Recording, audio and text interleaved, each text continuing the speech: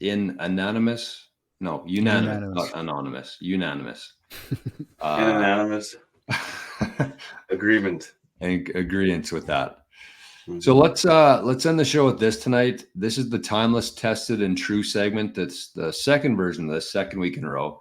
I know that I'm not going to be able to do this every week because for obvious reasons, and in the wintertime, I probably will switch things up again.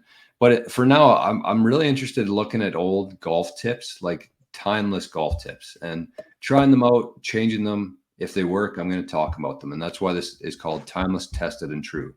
So they're not just hypothetical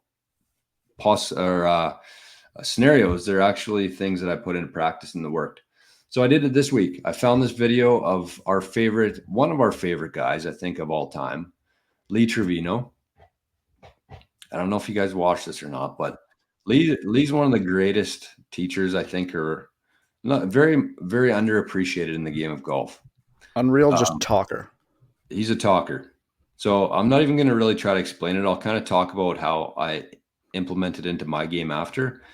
But it's 5 minutes long and it's worth every second of your time here. So let's listen and watch Lee Trevino.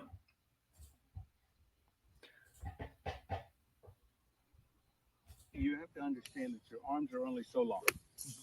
Do you guys Your hear it? arms only being so long, Yep. you have to understand that it's like these arms attached to the trunk of a tree. I'm the trunk.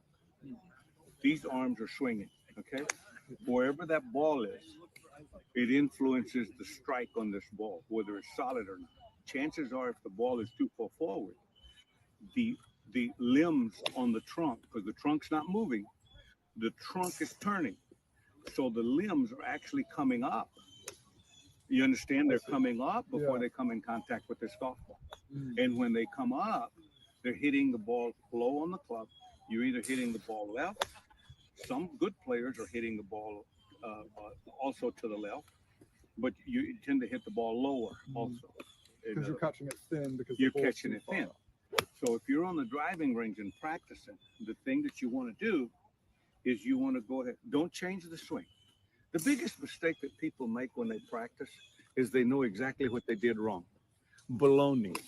They don't have a clue of what the hell they did wrong. You understand? And what happens is, if you look at all these players, none of them swing alike. Okay, but they've mastered their swing, and they have confidence in that swing. If you tried to change that player today, come back next week, he would revert back to the old way he played. You talk a certain way, you walk a certain way, and you swing a club a certain way. Now, there are things that you can change by taking the club back more outside, down the line, or inside. That you can change. You can also change the stance. You can be open or you can be closed. But these are things that you have to work on. But the secret to hitting the ball solid is, if you're not hitting it solid, keep moving the ball back. Don't aim at anything. The big thing about it is when people practice is they get mesmerized with a target. Don't do that. That's when this thing is wide open. It's just hit it. Once you get a pattern and you can hit this ball the same way every time, then we can go to aiming. But you've got to get a pattern.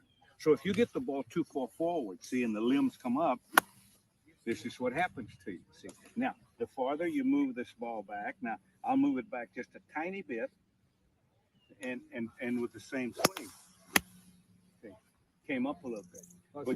But you can move this ball around. Also, as you get older, you want to move this foot back, and the reason for it is because you're trying to get inside. Okay. Most people go over the ball. They go over the ball because they're open and the right hip's in the way. And when they come down, now it's in the way even more. So the hands you don't have a chance to get inside. My thought when I hit a golf ball, I'm always trying to hit it at 7 o'clock. This golf ball is a clock. And there's noon, there's 6 o'clock, 7 o'clock, 5 o'clock. So slightly inside. Exactly. So this is the clock. So you got 6 o'clock, you got 5 o'clock, you got 7 o'clock. So I'm trying to hit the ball on the inside. You understand? Yeah. Because your hands are going to be that far past the ball when you hit it. Yeah. Okay. So you have to manipulate whether, if you're going to cut it, you hold it. You don't rotate it. If you want to draw the ball, then in other words, you rotate. But you're still hitting it at 7 each But time. you're hitting it at 7 o'clock. See, I'm coming from the inside here. See? Nice little draw. Yeah, see how that never changed. Now, if I wanted to hit this ball and kind of cut it, is I will do the same thing. But now I won't rotate it. See? And then you don't see, and then you don't rotate it. So this is exactly how you do this. But to hit it solid, you have to remember that your body is a trunk of a tree. This is the limbs. These limbs are only going to go so far before they either release, rotate, or open. Okay?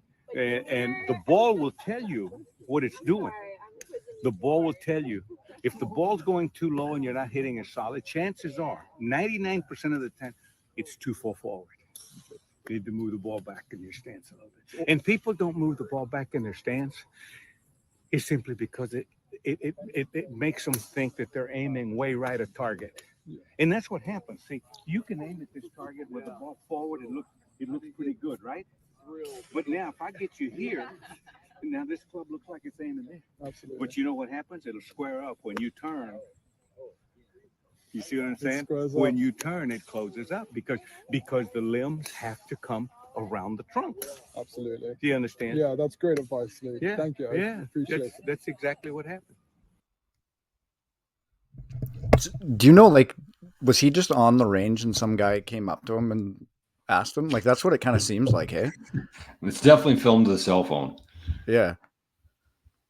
Unreal. So He's such a couple things beauty. there. The first thing I want to mention is I'm gonna put the link to this video. I'm gonna put it in the description right after this video. So I would say, like, there's so much there. I've watched it probably 5 or 6 times now, and there's still things that I catch up or pick up on every time I watch it. There's lots of really good advice in there. But I really like that he said that you always revert back to your old swing, and I think that that's very true. Like, very true for every golfer out there. Unless you have like 5 hours a day to commit to changing your golf swing, regardless if you go to the range this week and do it, you're probably the next week or the week after, you're going to just be doing the exact same thing. It always reverts back. And I like that he said, don't aim anything. I always get really guilty, or I'm guilty of that at the range. I get so focused on targets, and if I miss them, then I start making tweaks. And I think you should just be more focused on actually the ball striking itself. And then he said, get into a pattern, and then you can aim it. But also the other thing was a cut and the draw. Like, I feel like every time I want to hit a cut or a draw, I kind of I change way too much. And he said that if you want to cut it, you just hold your hands through impact. And if you want to draw it, you just roll them over at impact without changing anything else. And I feel like as the average golfer, I think if they just spend a couple hours at the range, just like playing around with this kind of stuff and tweaking things and watching, he said, just watch the ball. The ball will tell you what you're doing there. I think that's like solid advice for anybody. So anyways, I implemented this week, and I've been hitting the ball very poorly lately, like my irons, but I had the ball way too far out in front of my stance, like, because I've been trying to fade it more than draw it. And so I was trying to force that with the placement of the ball. And it was just kind of going everywhere because you're all out of sync that way. So what I did was I moved it back, and I spent some time, and I figured out that the 7-iron for me to hit it pure is right in the middle. And then so I use the 7-iron as like the middle point. 6 is a little bit ahead of that. 5 is a little more ahead of that. 8's a little bit behind that one, being back in my stance, because your hands you get more power, and your hands are ahead of the ball at impact. And I really did notice. And yesterday at the Kings tournament, I think I hit half the greens. I was thinking about it today, which is very uncommon for me. Usually at that event, I hit like 3 or 4 greens out of 18. It sounds a lot easier than it is, but yesterday I think I hit half the greens just by moving the ball back an inch in my stance. I also really liked the at the range, don't pick a target. That's something I am guilty of as well, like you said. And I went to the range this week, and I was like, you know what? I'm just going to hit. I know my drives were my issue, so I know I'm just going to hit driver. Like, let me just get a good feel for it, and then I'll start worrying about where it is.